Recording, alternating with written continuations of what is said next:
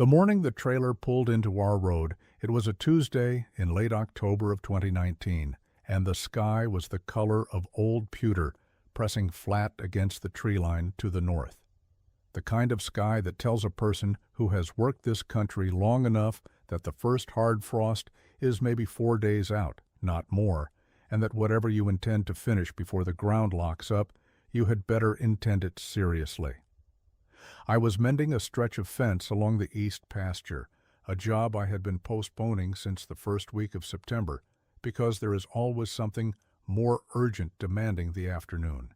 And I remember looking up when I heard the truck engine drop pitch on the grade, the way a loaded truck does when the hill catches the weight and asks the driver to think again about the gear they chose.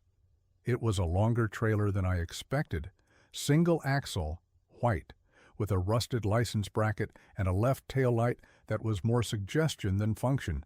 And it turned in, not toward my place, but toward the old Beaumont farm next door, which had been sitting in a kind of productive neglect since Earl Beaumont passed in the spring of 2017, and his daughter Ruth had taken over the ground. I want to say I went back to my fence work and paid it no mind, but that would be a small dishonesty, and I prefer not to start that way. I watched it go up the lane. I watched it back to the pen gate. And I watched 38 animals come down that ramp in the gray October morning, animals that were, even at that distance, clearly old sows, clearly not the compact and uniformly pink and aggressively modern hogs the industry preferred, clearly the kind of animal that had been passed over at a sale barn somewhere, probably more than once, by every buyer with a calculator in their pocket and a processor on the phone. I finished the fence section I was on. Then I walked over to say hello because that is what you do, and also because I was curious in a way I did not yet have the language to explain. Ruth Beaumont was 41 years old that October, a fact I mention only because I want you to understand she was not a young woman playing at farming and not an old one set in grooved habit. She was in the middle of her life, which is where most of the real decisions get made. And she had come back to the home ground after 12 years of working food distribution logistics out of a regional hub 3 states east. She understood supply chains the way her father had understood tile lines, not romantically, but as a working system that had to be maintained or it would fail you at the worst possible moment. She had moved back not out of nostalgia, I think, but because she had done the arithmetic on several futures, and this one had come out ahead. She was wearing her father's canvas work coat over a thermal, and she was watching the sows settle into the pen with the patient attention of someone who is studying, not just looking. I leaned on the gatepost and watched with her for a moment. 38 sows, old enough that their ears were long and their movement was unhurried, and their backs showed the particular top line that comes from years of breeding and farrowing and good feed and time. They were not beautiful in the way a showman would use that word, but they were something.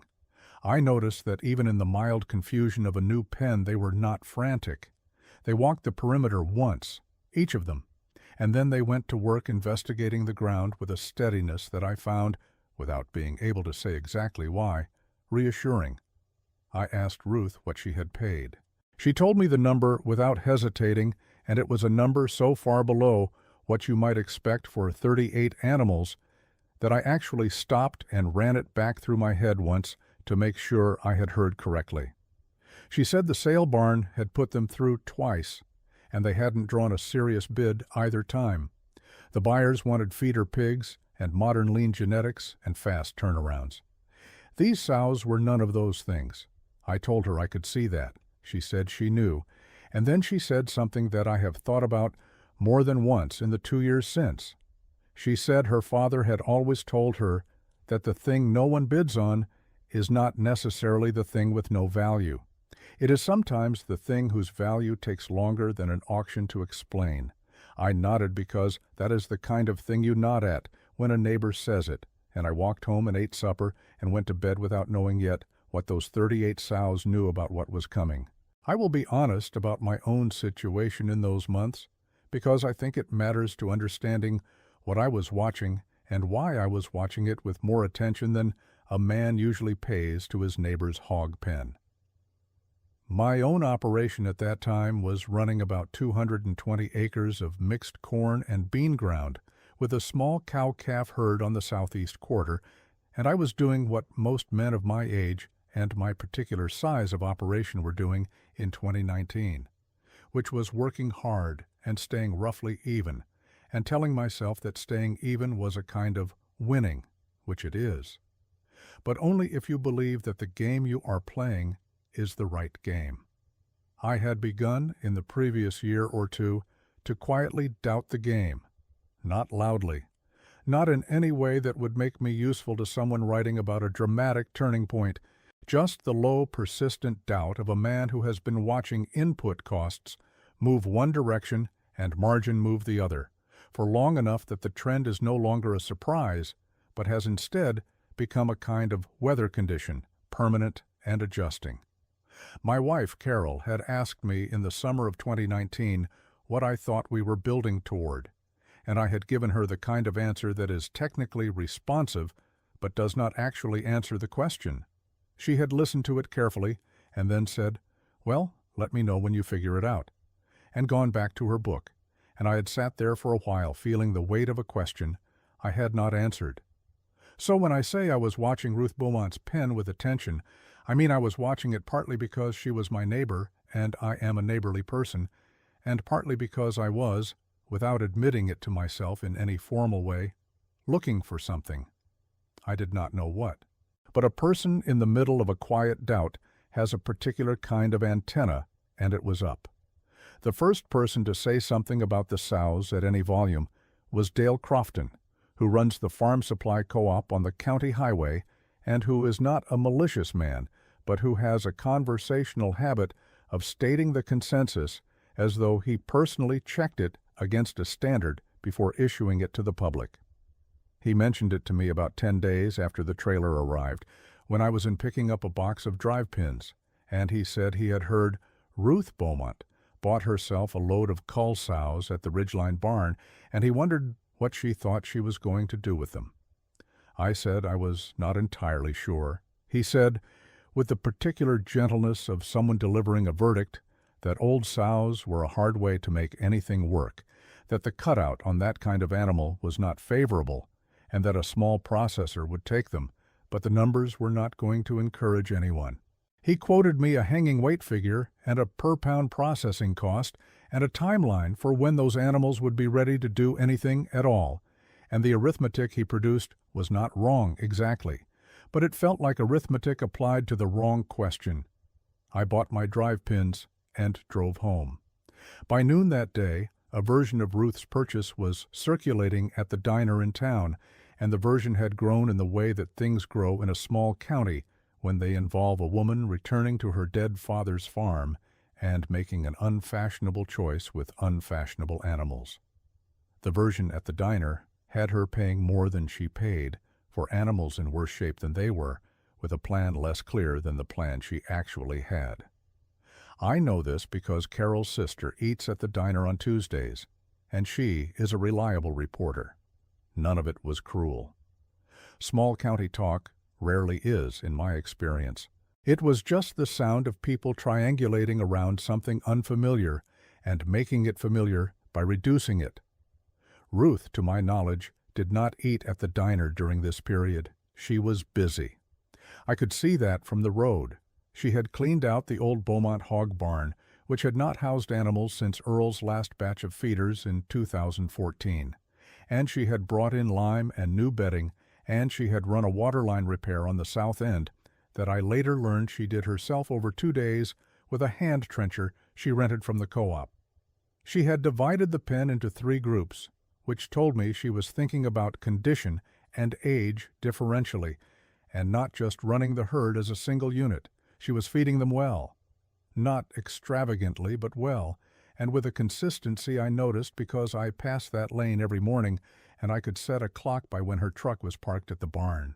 I did not go over and ask questions in those early weeks, because there is a kind of focused effort that a person puts out that is legible if you have lived near working ground long enough, and the legible message was, I am in the middle of something, and I do not need a neighbor with his hands in his pockets standing around asking questions.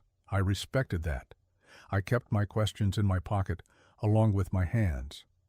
What I did do in those weeks was go back to my own barn and sit with a thing I had been not quite sitting with for a long time.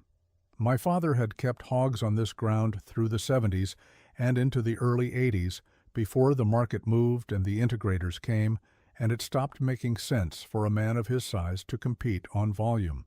He had gotten out clean, or clean enough, and had put the ground into crops and the cow-calf herd, and had not looked back in any visible way. But he had left, in the chest in the back room of the barn, a marbled composition notebook in his hand, the cover soft at the corners from years in that chest, the pencil lines gone brown with time, but still entirely readable if you set yourself under the single bulb that hangs from the rafter above the workbench. I had found the notebook in 2011 when I was reorganizing the chest, and I had read parts of it then and put it back, because there is a category of thing that a person is not ready for even when they have found it, and the notebook had felt like that. My father was gone by then, 3 years gone, and reading his careful handwriting under a barn bulb with the smell of old board and cold air around me had felt like more of a conversation than I was in the mood for that November. I had put it back. I will own that. I put it back, and I did not take it out again for 8 years, not until the October of 2019, not until a trailer of old sows came up the road next door, and a woman who had done the arithmetic on several futures chose the one that nobody at the diner would have chosen for her. I took the notebook out on a Thursday evening, 2 weeks after the trailer arrived, when the frost had come and the corn was in, and there was nothing pressing enough to use as an excuse. I carried it to the bench under the bulb, and I opened it, and I read it, not the excerpts I had read in 2011, but the whole thing, start to finish, with the attention it deserved. My father had kept it as a working record of his hog years, written in the terse, practical way of a man who was writing notes to himself and never imagined anyone reading over his shoulder, though I suspect that all good notebooks imagine a reader eventually, or they would not be kept. He recorded weights and dates and feed conversions and litter counts and pen temperatures and cost per pound with a specificity that I recognized as his because he applied the same specificity to every domain of the farm, the tile maps, the seed variety records, the pasture rotation charts, all of it kept in the same close, careful hand. The hog notebook covered 11 years. In those 11 years he had run, at various times, everything from feeder pigs purchased in the spring and sold in the fall to a small breeding operation with a handful of sows. And he had notes on both and on the comparative margin of each, and on the reasons he had made the choices he made. Most of it was what I expected, the record of a careful, methodical man working a system he understood. But near the back, in the final pages from the last year before he got out, there was a section I had not read carefully in 2011, a section where the entries got shorter and the handwriting got a little looser, the way handwriting does when a man is tired or thinking faster than he is writing. And in that section, on a page that was otherwise about processing costs and hanging weights, and the name of a locker plant that was, I later checked, closed since 1997, he had written a single line that was underlined twice with a hard pencil stroke, the kind you make when you want to be sure you come back to this, and the line read, "The old sows are where the fat is, and nobody knows it but the meat." I sat with that line for a long time under the single bulb. I am not a man who goes in for dramatic interpretations of ordinary things, and I tried for a while to read it as purely practical, as a note about yield or about fat cover on an older animal versus a young lean hog, and that reading is not wrong. It is, in fact, the beginning of something. But there was something else in it, in the way it was underlined twice and set apart from the processing numbers around it, that felt like my father had arrived at something and did not have anyone to tell it to. And so he told it to the notebook and hoped the notebook would find its way to someone who was ready.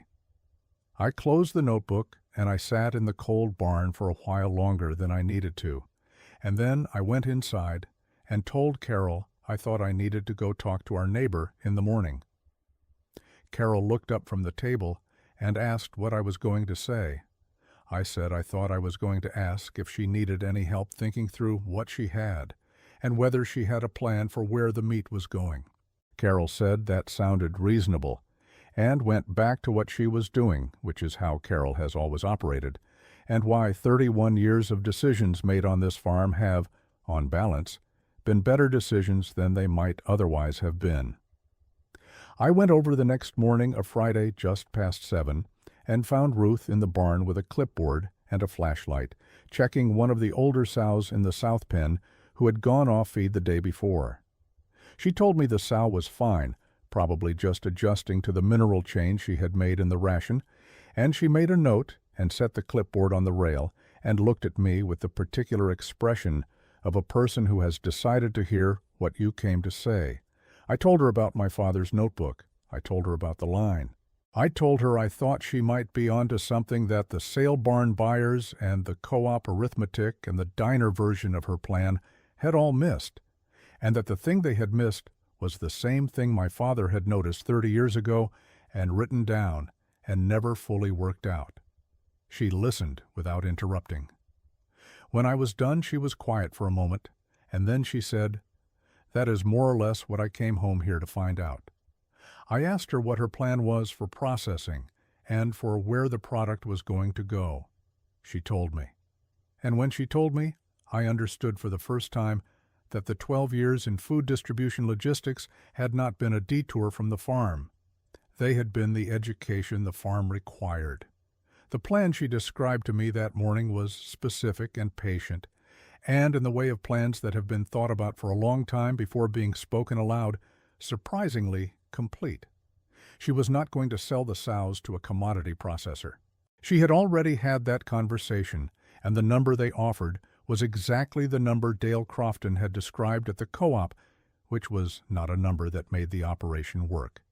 Instead, she had identified a small regional smokehouse operation 2 counties north, a family-run outfit that had been processing and curing for direct market customers for 22 years and had, in the last 4 or 5 years, developed a following among a set of restaurants and specialty grocers that were not numerous but were consistent and were, critically, paying for something specific rather than for volume. What they were paying for was fat, not marbling in the modern sense, not the fine intramuscular fat that the industry had spent 40 years selecting for in lean hogs, real fat, surface fat, jowl fat, back fat of real depth, the fat that gives a cured product its texture and its staying quality and its flavor in a way that a lean modern hog, no matter how well you smoke it, simply cannot replicate. The smokehouse operator, a man named by his work rather than by anything I will repeat here, had been telling anyone who would listen for the better part of a decade that the fat was the problem and the solution simultaneously, that the industry had bred it out in pursuit of the grocery case, and in doing so had given up the thing that made the old product what it was. He had been buying old sows when he could find them, culls and breeding stock past their prime, because they were the animals that still carried what he needed, and he had not been able to find enough of them consistently, which was the gap Ruth Beaumont had identified in a spreadsheet on a computer in a logistics office 3 states east, approximately 14 months before she loaded her father's truck and drove home. I told her I thought that was something. She said she thought so too. Then she went back to checking on her sow, and I walked home in the November light, feeling something I had not felt in a while, which was the specific relief of a person who has realized that the question they could not answer has been, somewhere nearby, already answered by someone else, and that the right response is not to feel diminished by this, but to pay attention and learn what you can. The 3 months that followed were slower in the visible sense, but faster in the real sense, if you take my meaning. Nothing looked like much from the road. Ruth fed and tended and walked her pens and made her adjustments and kept her own counsel, and from the county highway you would not have known that anything particular was occurring. But I was paying attention in the way my father's notebook had reminded me to pay attention, which is to say, I was watching the animals as much as the operation around them. The sows, given time and good feed and consistent management, were doing what old sows do when they are treated as what they are, rather than what a commodity chart says they should be. They were putting on fat, not quickly, and not in a way that would have impressed anyone who walked in on a Tuesday expecting a modern finishing barn, but steadily and with a kind of purpose in their movement and their eating that I have come to believe reflects something real about an animal that has been selected for hardiness and constitution over generations rather than for speed and leanness. They knew the ground. They worked it in the same patient perimeter-checking way I had noticed on the first morning, and the way they distributed themselves across the pen in cold weather and in wet weather, and in the dry, clear days of December, told me, without my being able to put it in a bulletin from the extension office, that these were animals in the process of becoming something. I mentioned this to Carol one evening. She asked me how many animals we were talking about. I said 38 sows, about half through in the next 4 months if Ruth's schedule held. Carol said she supposed that was enough to find out something. I agreed that it was. The extension agent came out in January. I did not know he was coming, and I suspect Ruth did not invite him, but extension agents have a habit of appearing when an unusual operation is noted in their county, because it is their function to assess and advise, and they perform this function with genuine goodwill, even when the assessment and advice are not what the farmer was hoping for. He spent about 45 minutes at the Beaumont place, and I saw his truck go by on the way out, a clean white 3/4 ton, and later in the week I ran into him at the gas station on the highway, and he mentioned he had been by Ruth's place and seen the sows. I asked him what he thought. He said the condition of the animals was better than he had expected given their age, that she was clearly doing something right with the ration, but that he was concerned about the per-pound return at any processor he was familiar with, and that the volume she was working with was not enough to get the attention of any of the regional buying programs he knew about, and that if she was planning to move these animals in the spring, she should have a conversation with someone at the co-op about her options before the market moved against her any further. I thanked him and drove home, and did not say anything to Ruth about the visit, because she had not asked me to be her intermediary, and also because I was fairly certain she had already had this conversation in her own head and arrived somewhere past it. What I did not know in January, and would not know until February, was that the smokehouse operator had come down to look at the animals in December on a morning I was not at home and would not have known about in any case, except that Ruth told me afterward. He had come quietly on a Tuesday, driving a plain-sided pickup rather than anything with a business name on it, and he had walked the pens for about an hour, which is longer than most people walk any pen for any reason, and he had looked at each sow with the kind of sustained attention that I recognize as the attention of a person who has been wrong before and is no longer willing to be wrong quickly. At the end of the hour, he had apparently said very little. He had run his hand along the back of one of the heavier sows, measuring depth with his palm, and then he had stood up straight and been quiet for a moment, and then he had said one word: substantial. That was the word, according to Ruth.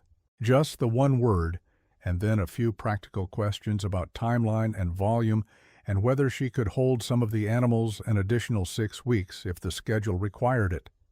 And then he had thanked her and driven back north. Ruth said she had not expected him to say much. She said she had expected the silence more than the word. I asked her how it felt to hear it. She said it felt like the arithmetic finally agreed with the answer she had already worked out, and that was a specific and not unpleasant feeling to have in December on a farm you inherited from your father. The processing ran from the second week of March through the middle of April of 2020, not all at once, but in 4 lots, which was the schedule the smokehouse required to keep their cure bays and their smoke schedules from backing up on each other. Ruth had negotiated a per-head arrangement that was not a number the commodity processor would have offered, and not a number that Dale Crofton's arithmetic would have arrived at. And I know the broad outline of the terms because Ruth told me, and I will not repeat the specific figure here because it was a business arrangement between a neighbor and her buyer, and the figure is hers to tell. What I will say is that it was enough. It was enough by the margin that makes a thing real rather than theoretical, which is to say, it was not a break-even dressed up in optimistic language, but an actual number that meant the operation had worked. The finished product, the shoulder cuts and the bellies and the jowl and the lard in 5-pound pails that the Smokehouse produced from those 38 animals, went out to a list of buyers the Smokehouse had been building for a decade, restaurants mostly, and 2 specialty grocers and 1 or 2 direct-to-customer accounts that had been on a wait list for exactly this kind of product for more than a year. I heard from one of Carol's contacts who works in food service in the city 2 hours north that a chef she knew had been asking about sourcing Old Sow product for the better part of a year and had not been able to find consistent supply and had paid, when he could find it, a significant premium per pound for the jowl alone. I do not know if he was one of the Smokehouse's buyers. I did not ask. What I do know is that on a Saturday in late April, a week after the last lot had gone north to processing, I was in the east field doing a soil check on a low corner I have been watching for years, and Ruth Beaumont drove her truck down the lane and stopped and rolled down the window and said she had a piece of news. I walked over to the fence. She told me the Smokehouse had called that morning. She told me that the product had moved well enough that there were already inquiries about whether she could supply a second group of animals in the fall, a larger group, and whether she would consider expanding the operation to include a farrowing component that would let her raise animals to this specification on purpose rather than sourcing them after the fact from sale barns. She told me that the Smokehouse operator had told her she had the best jowl fat he had processed in 11 years of looking for it. She said it without particular drama, the way a person reports something that confirmed what they believed rather than something that surprised them.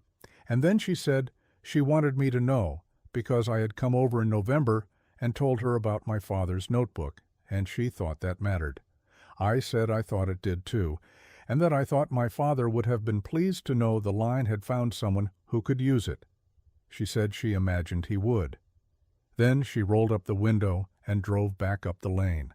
I stood at the fence for a while after the truck was gone, looking at the low corner of the east field where the soil probe was still leaning against my boot, and thinking about the specific mercy of a patient piece of knowledge that waits in a marbled notebook for 8 years until the right person is standing under the right barn bulb at the right moment in their life and finds it. Dale Crofton mentioned it to me in early May when I was in for fence staples. He said he had heard Ruth Beaumont's hog operation had turned out better than expected. He said it the way a person says something that is simultaneously true and not quite the whole picture of what they mean. I said I thought she had known something the rest of us were slow to know. He thought about that for a moment, and then he said, well, she had her father's eye for things, and Earl had always been a man who paid attention. I agreed that this was true. Then he went back to the counter and I went back to my truck, and outside on the county highway, the morning was warming up toward the first real May heat, and a line of redwings was working the ditch grass along the south fence, and the whole transaction felt to me like the kind of small, unhurried vindication that is available in farming if you are willing to wait for it, which is to say, it felt like the best kind. There is a thing my father wrote at the front of that notebook, not a note, but more of a heading, the way some people write a motto at the top of the first page of a new book before they know what the book will contain. He wrote, "The meat knows." It is 3 words. I have thought about them more this past year than I have thought about most 3-word combinations I have encountered in 64 years of living, and what I have arrived at is this: the thing that has been worked hard and lived hard and been fed and sustained over time holds something in itself that a fast and cheap and convenient version of the same thing does not hold, and that quality is sometimes not detectable until the moment of processing, the moment of being genuinely assessed, the moment when someone who knows what they are looking at runs their hand along the back and goes quiet. My father had been 61 when he wrote those words, and I am 64 now reading them, and the distance between those two numbers feels smaller than it once did. The old sows were passed over at the sale barn not because they had no value, but because the people bidding at that sale were not asking the question their value was the answer to. Ruth Beaumont was asking that question, and she had been asking it for 14 months before the trailer ever turned up that lane. She walked the pens and she fed the animals, and she talked to the right small processor, and she waited.